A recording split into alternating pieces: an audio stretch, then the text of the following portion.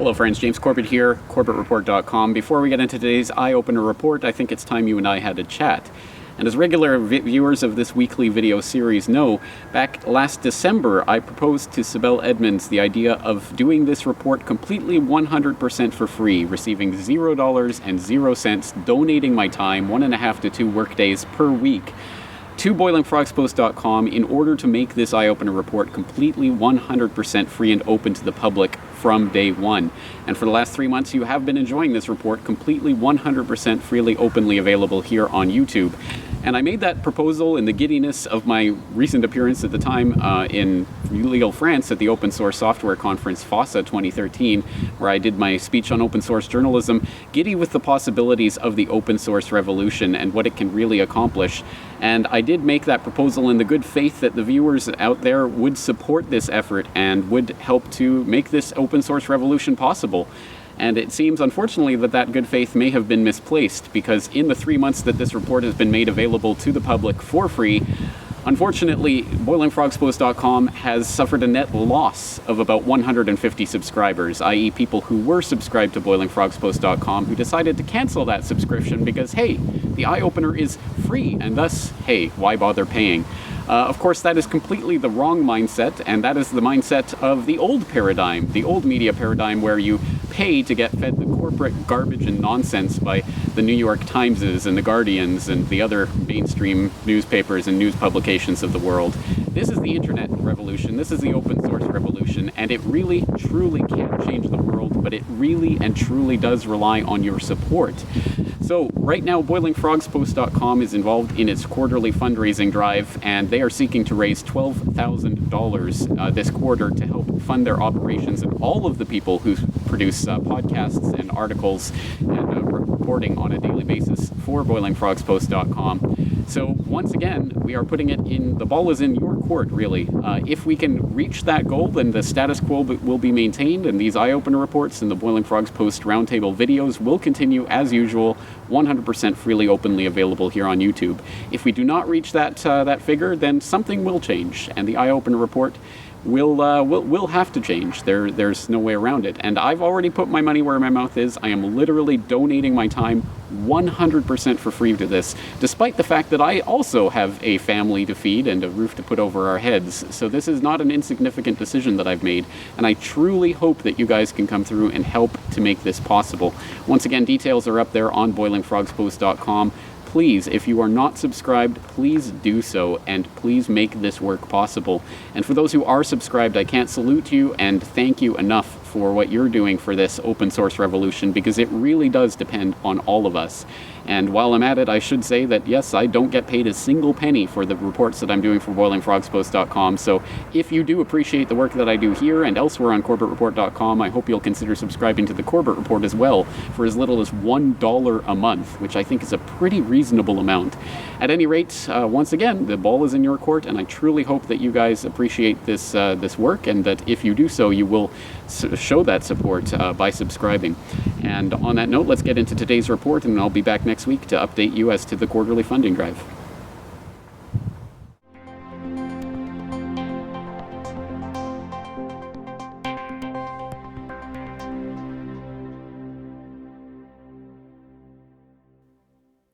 In recent weeks, the Eyeopener has been examining the politics of division.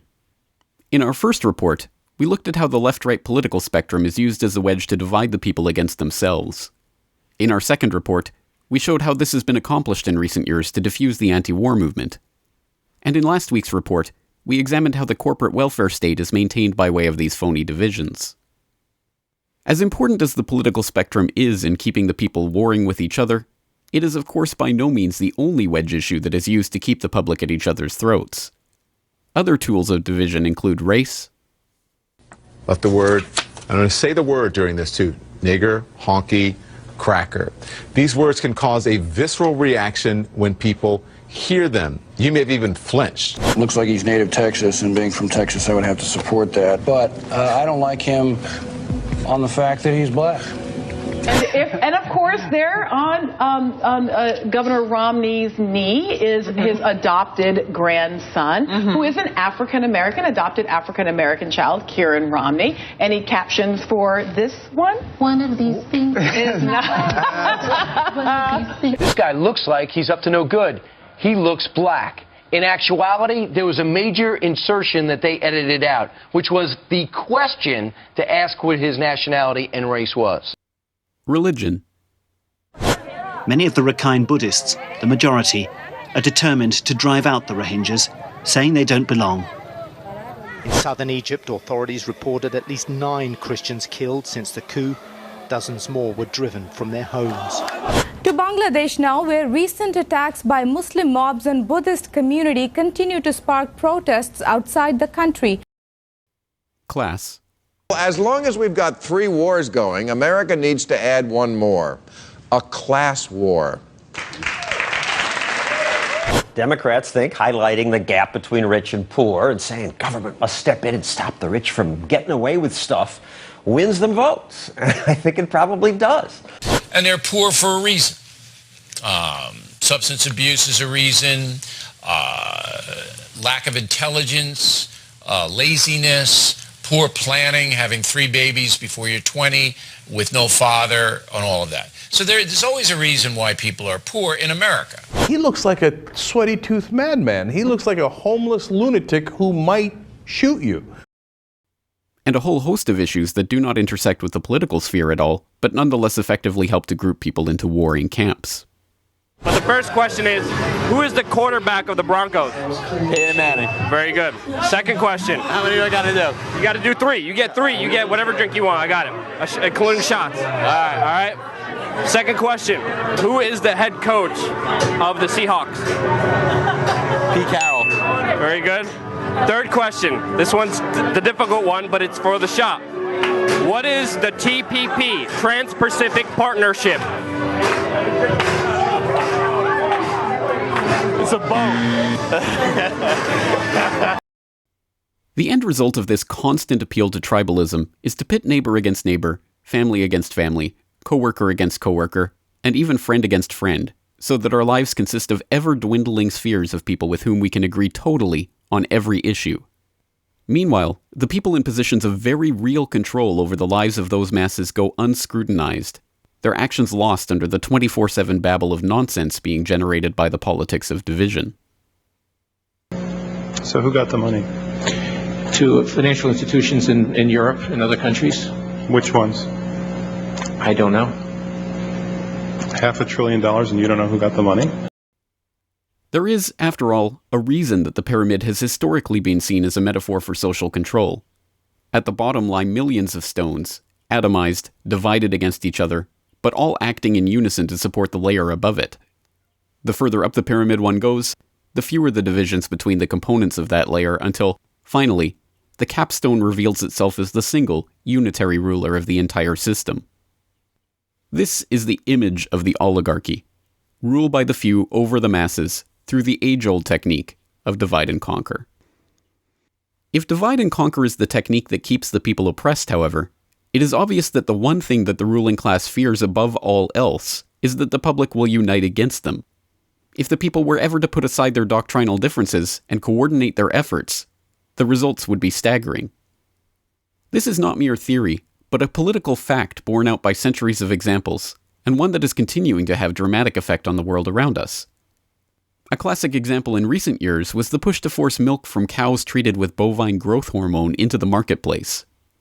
After concerns about the effects of this milk on both human health and the health of the cows themselves were made known through grassroots advocacy, however, consumer pressure led to BGH milk being taken off the shelves in store after store, including Walmart, Kroger, Safeway, Starbucks, Ben & Jerry's ice cream, and other places.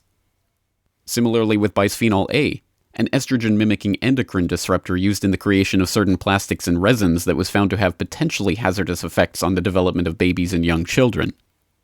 A mass awareness campaign led to worried parents demanding BPA-free plastics, which in turn led to BPA being removed from product after product.